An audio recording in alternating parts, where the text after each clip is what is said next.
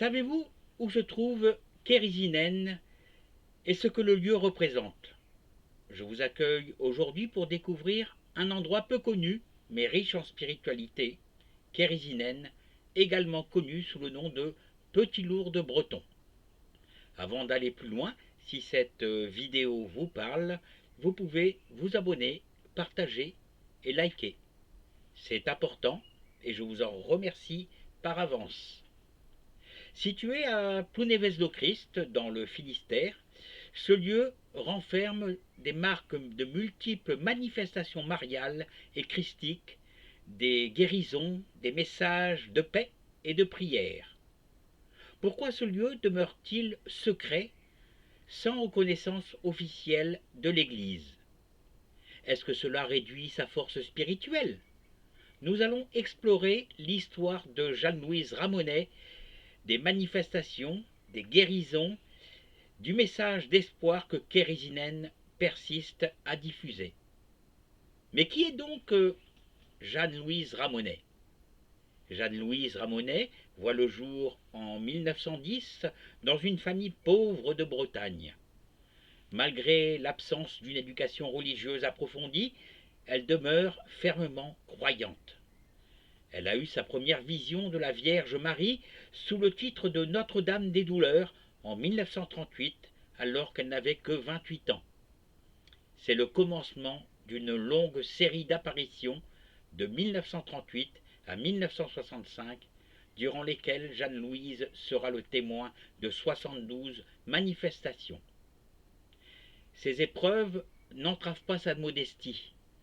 Elle maintient son existence modeste, persiste à prier et à diffuser les messages reçus, toujours en demeurant dans l'ombre. Voici les dates importantes et les messages que Jeanne-Louise a reçus.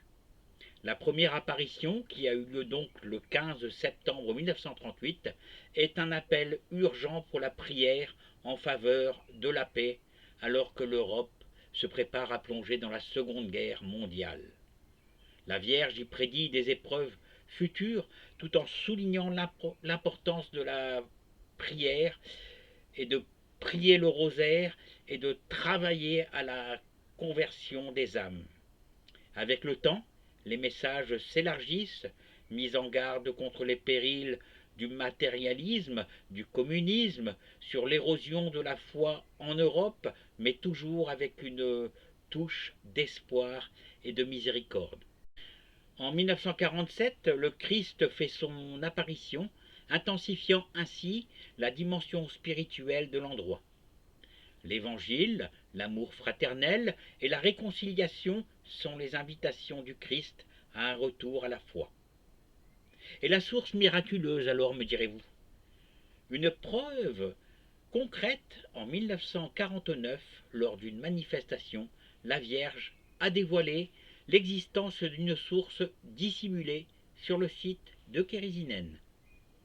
Peu de temps après, Jeanne-Louise, accompagnée de ses fidèles, fait sa découverte. Rapidement, cette eau devient un vecteur de guérison spirituelle et corporelle.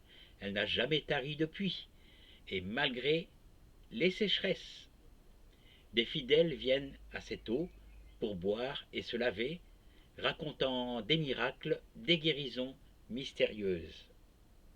Il y a ceux qui évoquent la recherche de la sérénité intérieure, tandis que d'autres parlent des relâchements physiques.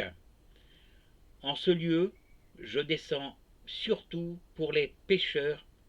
Cependant, si l'on m'écoute, je ne refuserai pas la santé des corps.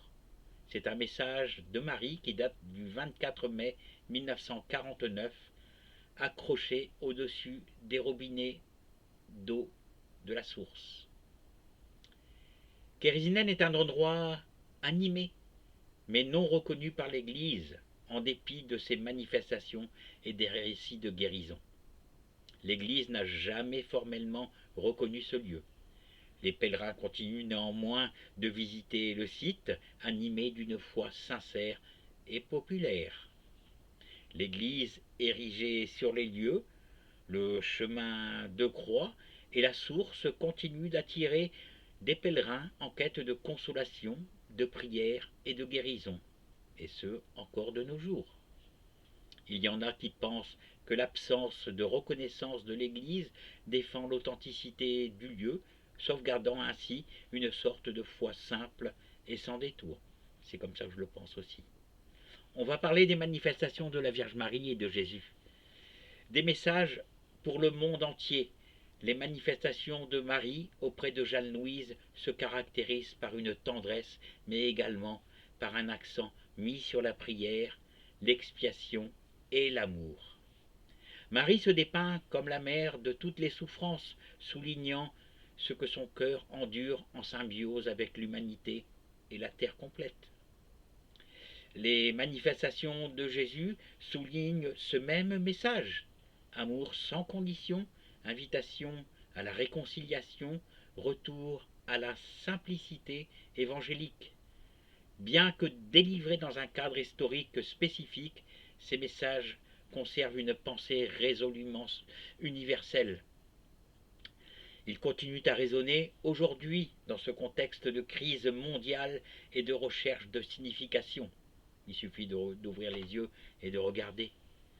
Les guérisons et les remerciements des pèlerins au cours des décennies, un grand nombre de pèlerins ont attesté des grâces obtenues à Kérisinen, des rémissions de maladies, des soulagements de tourments psychologiques, des voies spirituelles régénérées. Le livre d'or et cahier de doléances de l'Église de Kérisinen, les ex-voto, sont remplis de remerciements pour les prières exaucées. Les histoires modestes tout à chacun des auteurs contribuent à fortifier la puissance intangible de cet endroit.